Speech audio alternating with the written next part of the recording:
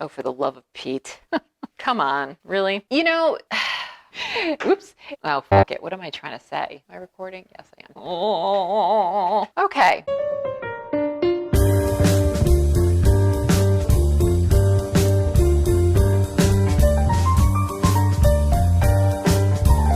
Hey guys, welcome back to Books Yada Yada. I'm Dina and thank you so much for watching my channel. So today I am doing the book addiction tag. I was tagged by John from Books of Blood. I have no idea who the original booktuber was that created this book tag. John tagged me in this a while ago, and as you guys know, if you've been following my channel, one of my goals for 2021 was to catch up on those darn tags. So this is my first tag of the year. Here we go. Okay, first question. What is the longest amount of time you can comfortably go without picking up a book? As you guys know, one of my goals for 2021 was to read less. Last year, I would have said I finish a book, pick up another one right away. I have not been doing that this year. I've been giving myself a little bit of space in between books. I'm going to say, to answer this question, I've been giving myself about a 1 to 3 day space or cushion in between books. That's about how comfortable I feel without having a book in my life. Second question, how many books do you carry on your person, physical or device, at any one time? Well, I always have my phone on me, which has the Kindle app on it, so I guess all the time.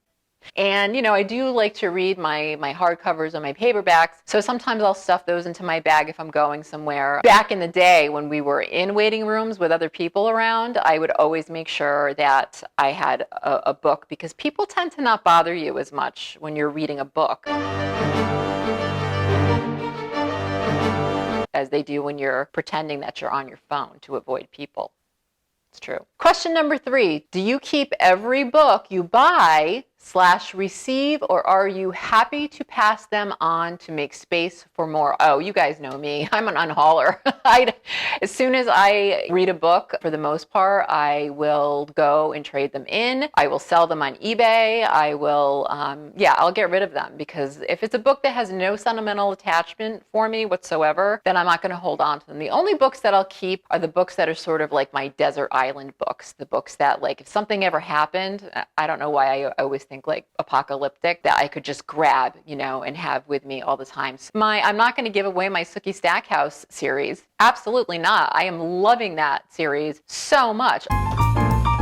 Also, my Clan of the Cave Bear series. I probably will never get rid of that as well, the Earth's Children series. Other books are sentimental books that, have been in my family, and here's one, for example. This is The Call of the Wild by Jack London. This was my father's book. This was his favorite book in the whole entire world. He treasured this book. He actually had a very small book collection, but this was his most treasured book. And as you can see, it is very old.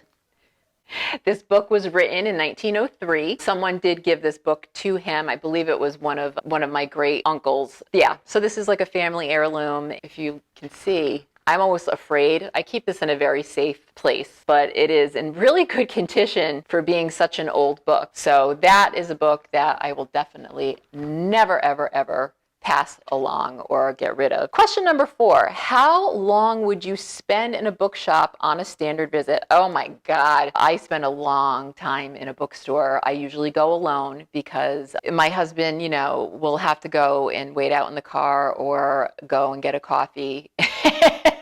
Question number 5, how much time per day do you actually spend reading? Well, if you've been following my channel, you know that typically I have ADHD. I have a hard time sitting still in reading. What I do is I read before I go to bed. So I will spend an hour to maybe an hour and a half, 2 hours, depending on the book and how good it is, physically reading in bed. When I'm reading a book, I will try to do the audiobook so that I can be active. I've finished a book in a whole day with audiobooks if they're short enough. If they're maybe like, 6 to 8 hour book, I'll listen to it all day long if I'm running errands or cleaning the house or whatever it is I'm doing. So it really just depends on the format that I'm using, whether or not I'm reading the book physically or I'm listening to an audiobook. Question number 6. Where does the task picking up a book appear on your daily to-do list? It's not top priority, but it's I wouldn't say it's on my daily to-do list. So I hope that answers that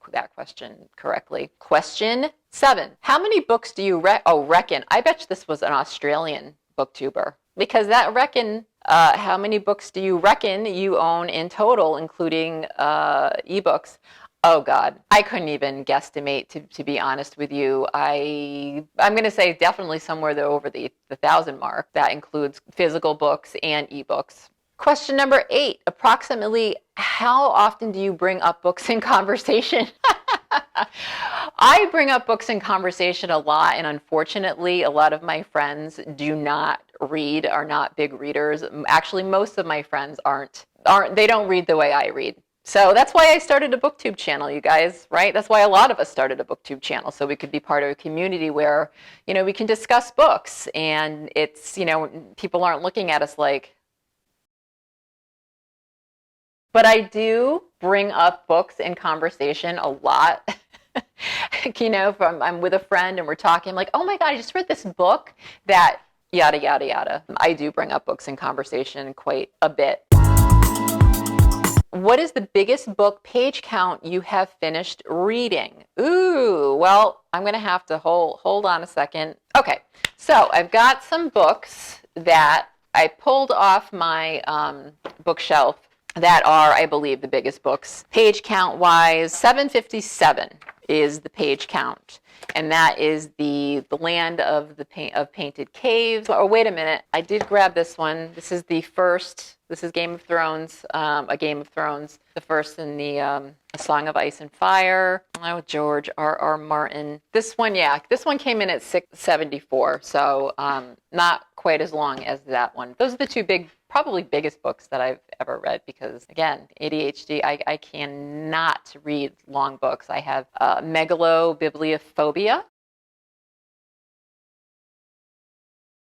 which is the fear of large books. I literally do. Question number 10, is there a book you had to get your hands on against all odds, search bookstore, online digging, stalked author, etc.? No, I've never been that much in heat to get a particular book. Number 11, is there a book you struggle to finish because you refuse to DNF?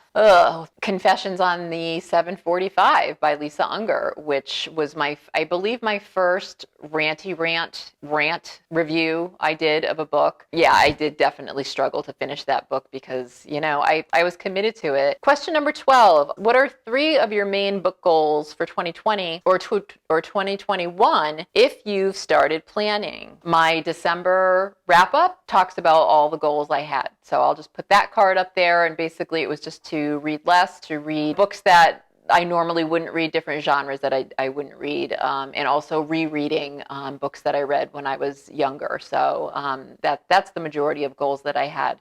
Question number 13. Have you ever had the privilege of converting someone into a reader by inspiration or your incessant nagging? No.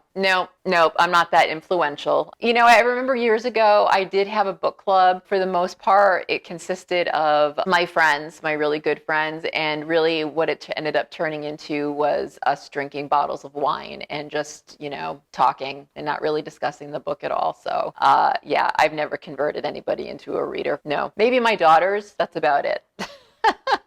Number 14, last question. Describe what books mean to you in 5 words. Ooh, God. Books help me to escape. It's escapism for me. It distracts me. It gets my mind off of things. That's what books mean to me. They take me into the land of make-believe. which I thoroughly enjoy. So this was a lot of fun, you guys. So I'm going to tag some people, which I never ever do because I don't like to put pressure on people. But in the spirit of the tag, as John from Books of Blood mentioned, to keep it, give it momentum and keep it moving along through the BookTube community, I'm going to tag if you've done the tag already, because I'm going to tag people at random. So I don't know if you've done this tag already. If you've done it, then disregard. I'm going to tag the font, Barb from the font. Oh my God. And this is going to turn to a shout out to you guys. This woman is hilarious. I feel like I have to put on an adult diaper before I watch her channel. She has me laughing so hard that I feel like I'm going to lose control. Do you know what I mean? And I'm sorry for that visual, you guys. That's not an image that you want in your mind. But for effect, that is how much she makes me laugh. I absolutely love her. She is smart. She is fun. She is so witty. She's so incredibly articulate and eloquent. And she's just lovely. She's wonderful. And I have to thank, here comes another shout out, and I'm not going to tag him in this, but he is the reason why I know of Barb, is Kit from Kit's World. Kit and Barb, because Kit already did this tag. I've seen it. Kit and Barb did a great collaboration together, you guys, which I'm actually going to link that video in the description box below, because the video they did was all about the perils, so to speak, of starting a booktube channel, you know, the hurdles of being a small booktuber. And they did such a great job in this video, this collaboration, and I loved watching it. It was so funny, the two of them together. They're like peanut butter and jelly. They were just great. So I'm going to link that video down below. Very literary Carrie. I love her. She has probably the most, no, out of all of my booktube buddies, I would say she is the most diverse as far as what she reads. She reads everything. She's so cool. She, I believe, is a librarian, so she knows her books. I absolutely love her. She's so sweet. She's got a great channel, so I'm going to tag her. She's probably already done this tag, but oh well. All right, there's like a bunch of people that I want to tag in this, because I'm also turning these into shout outs too. Another booktuber is PG. I ain't finna read that. I love this guy.